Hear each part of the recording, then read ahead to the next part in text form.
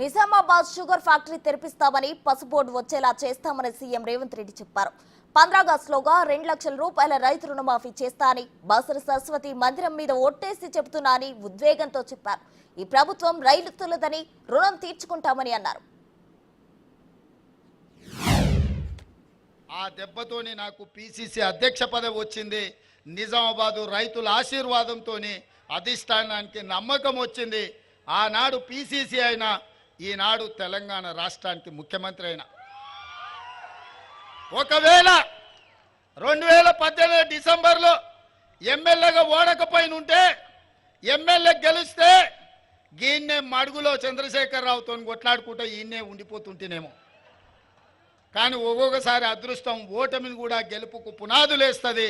2018 ఓటమి 2023 డిసెంబర్లో ముఖ్యమంత్రి కావడానికి ఉపయోగపడ్డది. మిత్రులారా, నేను ఎందుకు ఈ ఉదాహరణ చెప్తుంటే మొన్న జరిగిన ఎన్నికల్లో జీవనాన ఎమ్మెల్యే ఓడిపోయింది. దురదృష్టం కాదు, అదృష్టమే. బీజేపీ మిత్రులకు దేవుడు గుడిలో ఉండాలి, భక్తి గుండెల్లో ఉండాలి. మిత్రులారా, దేవుడు గుడిలో ఉండాలి, భక్తి గుండెల్లో ఉండాలి. పోలింగ్ బూతుల డబ్బాలల్లో కాదు. మిత్రులారా, మీరు చేసే వ్యాపారం, మీ రాజకీయ వ్యాపారం, మీ స్వార్థం ఈ దేశ ప్రజలకు అర్థమైతలేదని అనుకోకండి. ఇంత దుర్మార్గం, ఇట్లాంటి ఆలోచన ఈ దేశానికి మంచిది కాదు. మన పెద్దలు డాక్టర్ బాబాసాహెబ్ అంబేద్కర్ ఈ దేశానికి రాజ్యాంగం ఇచ్చింది.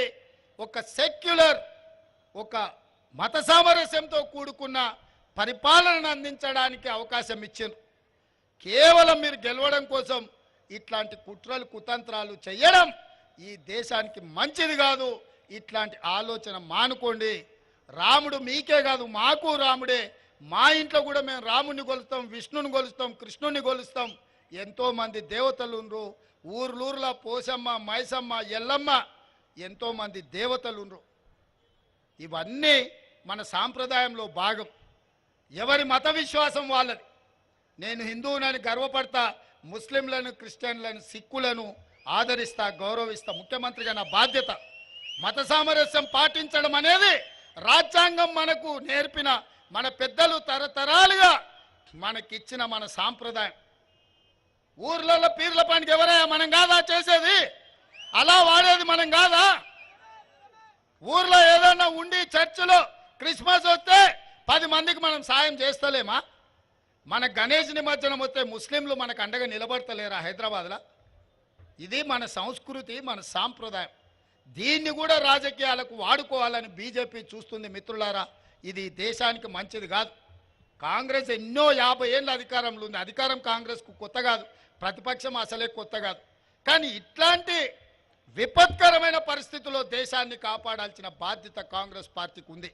అందుకే ఈరోజు ఇందిరాగాంధీ గారి దేశం కోసం ప్రాణాలు ఇచ్చారు, రాజీవ్ గాంధీ గారి దేశం కోసం ప్రాణాలు ఇచ్చారు, సోనియా గాంధీ, రాహుల్ గాంధీ గారి దేశం కోసం పదవులు త్యాగం చేశారు.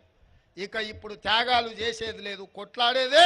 ఈ దేశానికి రాహుల్ గాంధీని ప్రధానమంత్రిని చేసేదే అని చెప్పి నేను ఈ సందర్భంగా తెలియజేస్తున్నా. మిత్రులారా, ఇక్కడ పెట్టిన స్పైసెస్ బోర్డును అదే పసుపు బోర్డు అని నమ్మించే ప్రయత్నం చేసిండు, బుకాయించే ప్రయత్నం చేసిండు. గిదే గది, గదే గిది అని. నేను అడగదలుచుకున్న మిత్రుడు ధర్మపూర్ అరవిందును, గ్రామాలలో బట్టలు ఉత్కనికే రిన్ సబ్ అని ఉంటుంది. ఈ రిన్ సబ్కు డూప్లికేట్ కింద సేమ్ అట్లనే ఉంటుంది రన్ సబ్ అని ఒకటి వచ్చింది.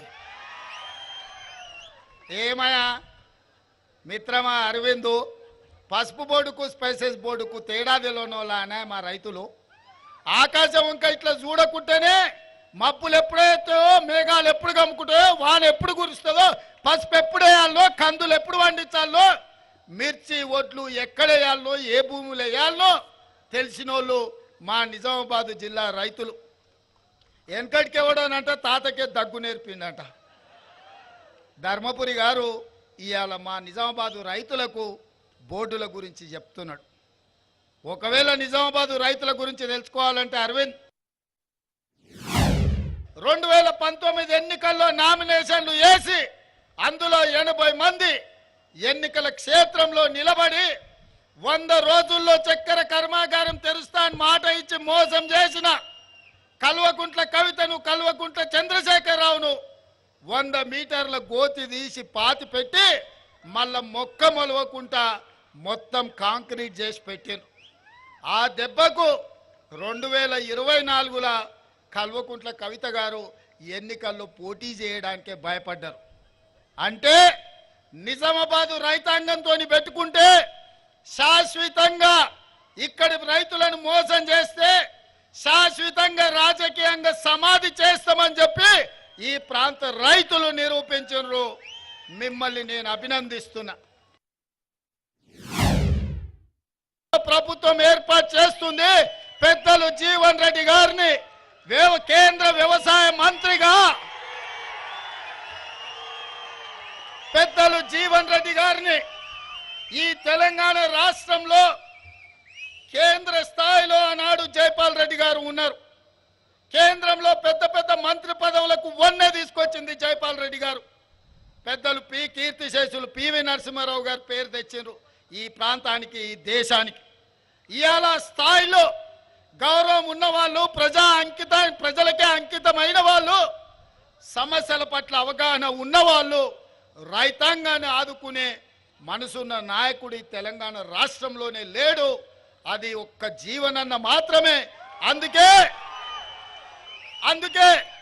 సోనియా గాంధీ గారిని, మల్లికార్జున ఖర్గే గారిని, రాహుల్ గాంధీ గారిని ఒప్పించి మెప్పించి నేను కేంద్ర వ్యవసాయ శాఖ మంత్రిగా జీవన్ రెడ్డి గారికి పదవిని తీసుకొచ్చే బాధ్యత నాది.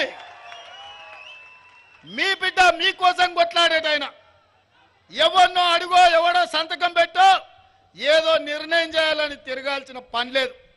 ఆయననే సొంతంగా సంతకం పెట్టి మీ చెరుకు కర్మాగారం, మీ పసుపు బోర్డును సాధించి సంతకం పెట్టే సత్తా జీవన్ రెడ్డి గారికి పార్టీ ఇస్తుంది. మరి ఇది నిజం కావాలి అంటే జీవన్ రెడ్డి గారు నిజామాబాద్ పార్లమెంటుకు గెలవాలి మిత్రులారా. ఒక్కొక్కసారి ఓటమికి